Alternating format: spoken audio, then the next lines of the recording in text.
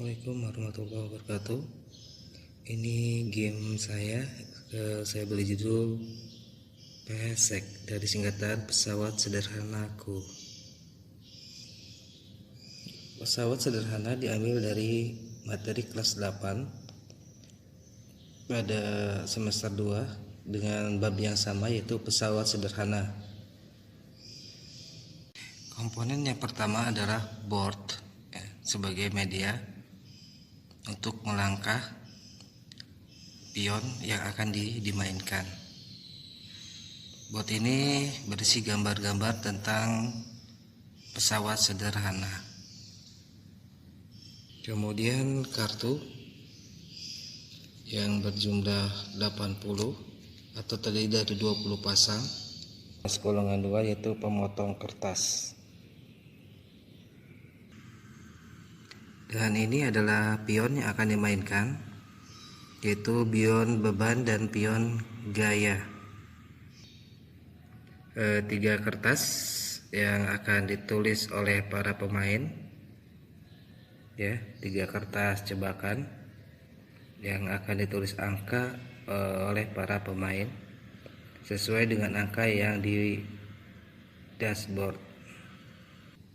Oke, cara bermainnya. Yang pertama, pemain harus terdiri dari 4 orang atau 2 orang. Oke, saya ambil contoh ada 4 orang. Ya, 4 orang ini dibagi menjadi 2, yaitu kelompok beban dan kelompok gaya. B adalah kelompok beban dan G adalah kelompok gaya. Kemudian pemain duduk melingkar, formasinya seperti ini, di mana ada beban, kelompok gaya, kelompok beban, kelompok gaya, melingkari board.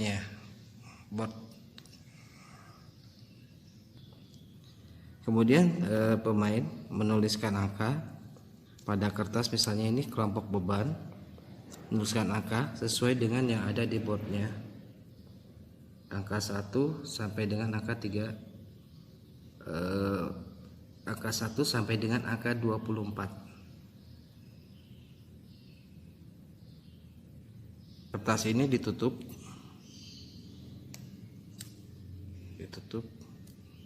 dan pemain lain pun melakukan hal yang sama. Tidak diperlihatkan angka berapa yang mereka tulis. Selanjutnya pemain melakukan sweet, ya, bisa sweet gini ya, ataupun batu kertas perwakilan dari tiap kelompok. Kelompok yang menang dia berjalan terlebih dahulu. Lalu kemudian kartu diambil,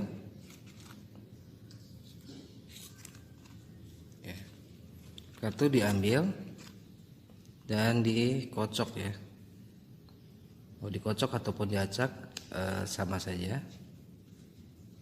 Kemudian dibagikan ke setiap pemain. Setiap pemain mendapatkan 4 buah kartu.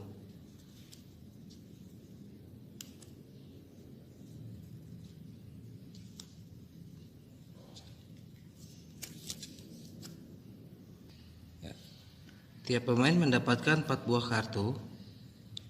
Kemudian kartunya dibuka. Pada kelompok beban yang ini mendapatkan kartu rumus bidang miring, rumus bidang miring, rumus bidang miring, ya. Udah mendapatkan sebagian dari pasangan, ya. Lalu yang selanjutnya yang menang sweet melangkah pertama, yaitu dengan cara mengambil kartu lalu dicocokkan dengan yang ini. Ya, ini tuas golongan 2, karena rumus bidang miring jumlahnya terbanyak, maka yang dibuat, ya, setelah kita ambil ternyata ada tuas golongan 2, ya. Tuas golongan 2 ada rumus bidang miring. Kebetulan rumus bidang miring ada 3, maka kita buang salah satu, kita buang tuas golongan 2, taruhnya di depan, ya, depan pemain. Lalu dilanjutkan dengan pemain berikutnya searah jarum jam, jadi ke arah kiri.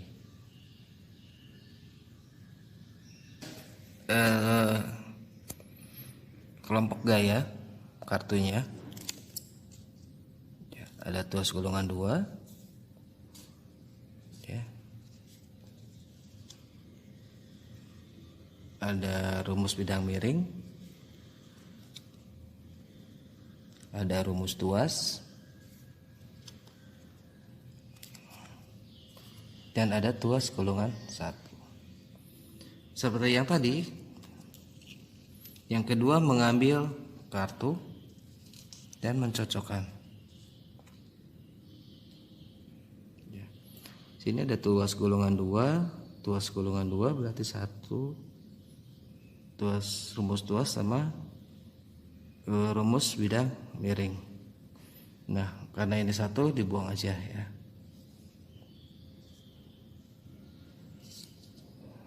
Contohnya.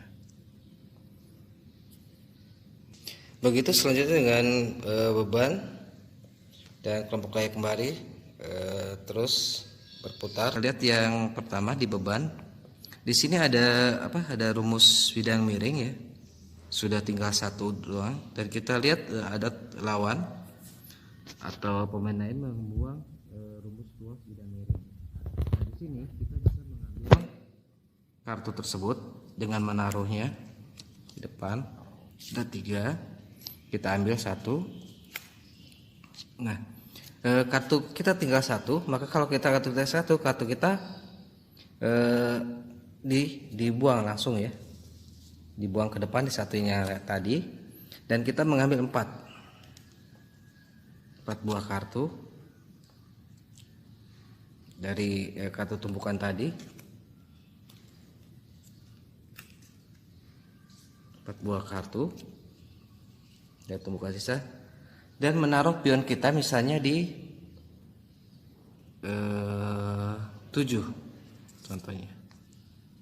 Kita dapat satu langkah ke depan. Oke, pion yang lain yang awalnya adalah di luar semuanya.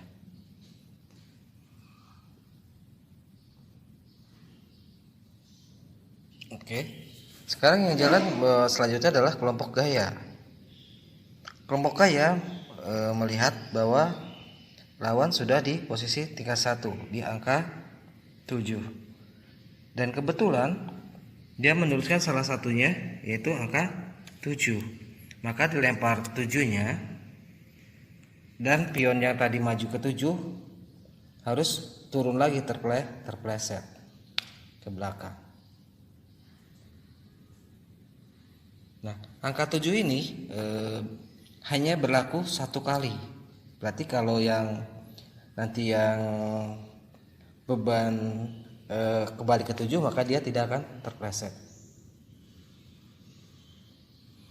Dan angka ini, angka yang tadi tulis hanya berlaku untuk lawannya. Bila kartunya sudah terkumpul atau terkoleksi beberapa pasangan, maka si pion akan naik ke atas ya, akan naik ke atas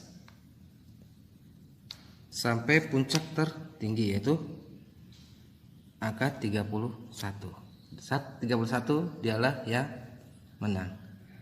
Nah, naik kesulitannya adalah saat naik ke atas, dia harus menentukan di mana dia harus menaruh pionnya agar tidak terkena jebakan atau angka yang dimiliki lawan. Kalau dia udah sampai sini terus di angkanya terkena lagi, maka dia akan turun ke tingkat 1. Tapi kalau di tingkat 1 dia kena lagi, maka dia akan keluar.